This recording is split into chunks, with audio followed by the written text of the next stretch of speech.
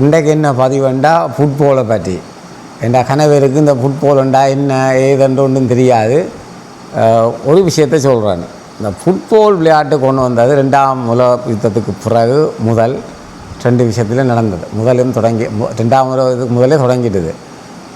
இந்த விளையாட்டு என்னென்னு சொன்னால் ஒரு அரசாங்கங்களால் உள்ளூர் கிளர்ச்சிகளை குறைக்கிறதுக்கு கொண்டு வந்தது தான் இந்த ஃபுட்பால். எப்படின்னு சொன்னால் நீங்களே யோசிச்சு பாருங்கோ, ஒரு பந்துக்கு பின்னால் ஓடுற ஒரு விளையாட்டா அது என்னத்துக்கு? அது பந்துக்கு பின்னாலே மாறி ஓடுவானா ஒன்று.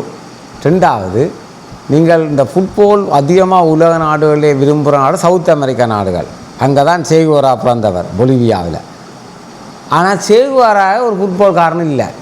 அவர் செத்தாப்புறம் அந்த நாடுகள் இப்போ பெருசாக ஃபுட்பாலில் இருக்குது. ஏனென்று சொன்னால் அவங்கள அந்த ஃபுட்பாலை ஊக்குவிச்சவங்கள அமெரிக்கா மாதிரி நாடுகள் அந்த நாடுகளை ஊக்குவிச்சு. ஆனால் அமெரிக்காவில் ஃபுட்பால் இல்லை. வழியாக இருக்கொள்ளுங்கோ, வழியாக யோசிங்கோ.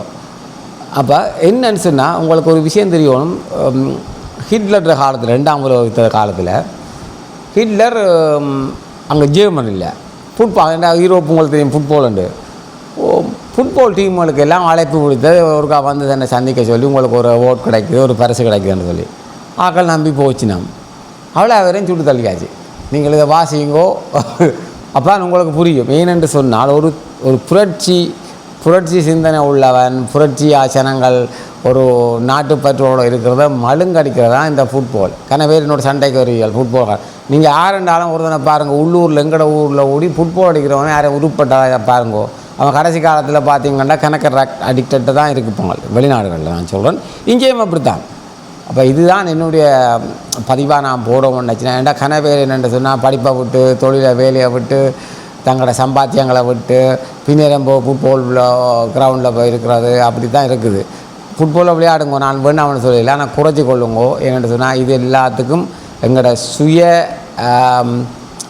சுய சிந்தனையை அது தடுக்கும். நீங்கள் சில நேரம் நீங்கள் ஃபுட்பால் இல்லாமல் வேறு ஏதேனும் ஒன்றில் உங்களோட சிந்தனையை இருந்தால் அந்த உங்களோட வேலையை ஒரு தொழில் முயற்சியில் ஈடுபட்டிருந்தீங்கன்னா நீங்கள் முன்னுக்கு வரலாம். இதை விட அதை யோசிங்கோ. இது என்னுடைய கருத்து. பழைய இதுகளையும் சொல்லியிருக்கிறேன், நான் பழைய வரலாற்று கதைகளையும் சொல்லியிருக்கிறேன். திருப்பி நான் சொல்கிறதான், என்னுடைய கதையை கேட்காமல் நீங்கள் கூகுள் பண்ணுங்கோ, ஏன் இவர் சொல்கிறாருன்ற யோசிங்கோ, உங்களோட இஷ்டமாக வாழுங்கோ.